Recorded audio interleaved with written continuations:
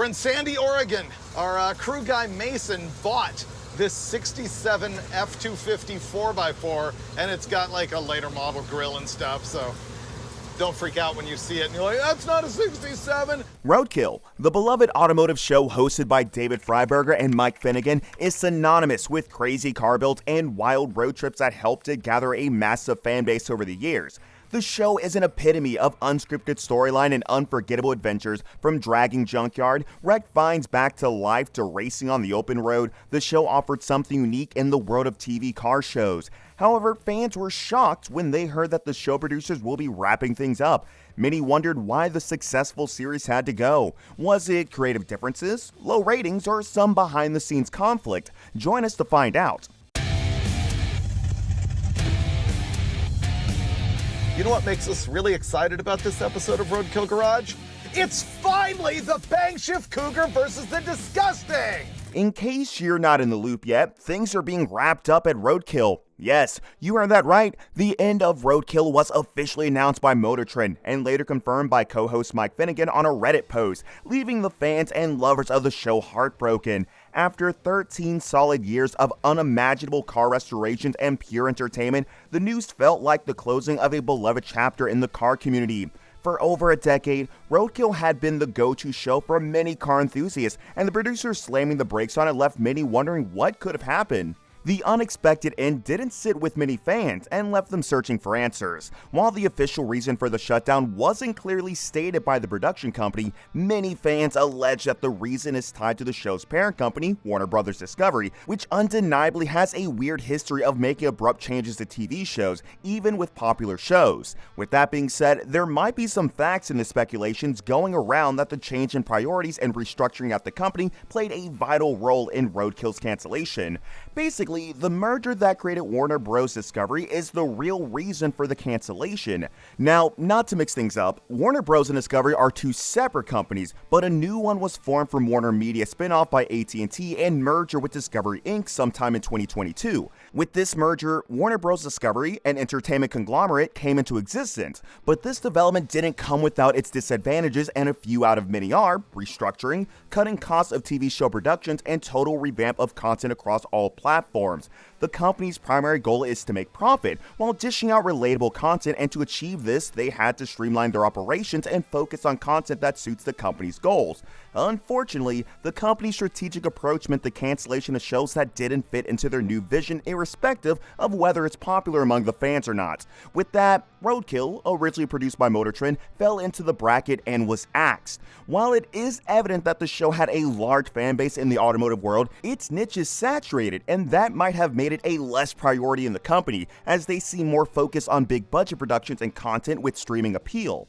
The whole plan here is we're going to take the old Hot Rod Garage 56 Chevy, which has a junk body but a mint chassis, and we're going to take my 56 Chevy and plop that body on this chassis, because this chassis is fully restored and truly mint. While the sudden end of the show might have come as a shock to some fans, it is not so surprising. Safe to say, the company has a track record of canceling fans' favorite shows. Shows like Raised by Wolves and Westworld, which boast 7.4 and 8.5 ratings respectively, were canceled on HBO Max despite having a large audience. But this act isn't limited to TV shows. Movies like Batgirl, that reportedly cost around $90 million, was also canceled by the company. For the fans of Roadkill, the cancellation undoubtedly is a big loss of a show that celebrated car culture. However, the parent company has the final say, but that's not the only reason why the show ended. Although Warner Bros. Discovery drove in the final nail in the coffin, another factor that might have contributed to the show's end was its transition to a subscription-based platform under Motor Trend On Demand. You see, Roadkill was initially a regular YouTube series, and it sure found success on the platform, where it was readily accessible to a global audience. However, the show moved from YouTube to Motor Trend On Demand in 2018, which required a paid subscription, and as you would guess, the transition pushed some fans away. But that's not all. When the show became exclusive, many viewers lost interest, as they were unwilling or unable to pay for the streaming service. Some fans argued that the show lost its appeal after the transition, as it became less spontaneous than what they watched on YouTube. The critics amongst the fans also argued that on Motor Trend, the do-it-yourself vibes that made the fans love the show was somewhat lost. While dedicated fans followed the show to its new home on Motor Trend, some later backed out, and this likely resulted in lower viewership, making it harder for it to compete in the space dominated by free, ad-supported platforms like YouTube. Basically, the transition alienated some viewers, and yes, Warner Bros. Discovery most likely noticed these changes as a valid reason to cut the show. Immediately after Mike broke the news on Reddit, he took some time to appreciate the loyal fans who have supported him and his partner since the show's debut in 2012. In the post, he acknowledged that the decision to end Roadkill wasn't an easy decision, and also emphasized that several factors contributed to it. And a notable instance he mentioned was the closure of Motor Trend's production studios, which didn't just affect Roadkill, but also ended shows like Engine Masters, which has a 8.5 rating on IMDb, and Dirt Every Day with the 8.4 rating. Right in the comments section under his post, fans voiced their disappointment. For 10 years, Roadkill had been a source of entertainment for many in the auto community, offering problem-solving, humor, and adventure that was missing in other TV car shows. The fans also appreciated the chemistry between Mike and David, and praised their authenticity, which was evidently vital in the show's success. The duo, who were always on the show working on wrecked cars with limited budgets, tackling and joking at mechanical disasters along the way, were a match made in heaven for Roadkill. The unfiltered moments they shared with the fans won their hearts, ultimately leading more than 50% of the viewers to give them a solid 10 out of 10 review.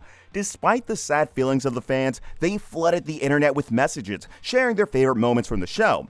They also reminisced about the iconic episodes, such as the epic road trip in the Rotsun, a 1971 Datsun 240Z rust bucket, which has a history of never failing to fail. The revival of the Crusher Camaro, which has a long history on the show, and the crazy challenges that define the spirit of Roadkill. For many of the fans, the show wasn't just about cars, as there are other shows that offer that. It was the value the vibrant host dished out. The fans also didn't hold back at Motor Trend, blaming the company for the show's end. They argued that if they hadn't moved it to a subscription-based platform and still remained on a free platform, then maybe the cancellation wouldn't have happened.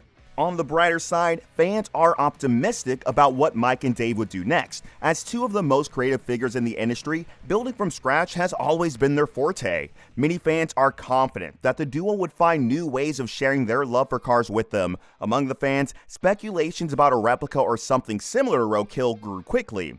While some suggest that they return to YouTube where they built their fanbase, others hope for collaborations with other skilled hosts in the industry, imagining how their creativity could blend with other fresh ideas. The fans made it clear that whether it's new car restorations, road trips, or anything related to auto show, they would definitely mark their presence. For now, the future remains uncertain, and neither of the duo has updated the fans on their next plan, but one thing is clear: Mike and David's impact on automotive entertainment is far from over.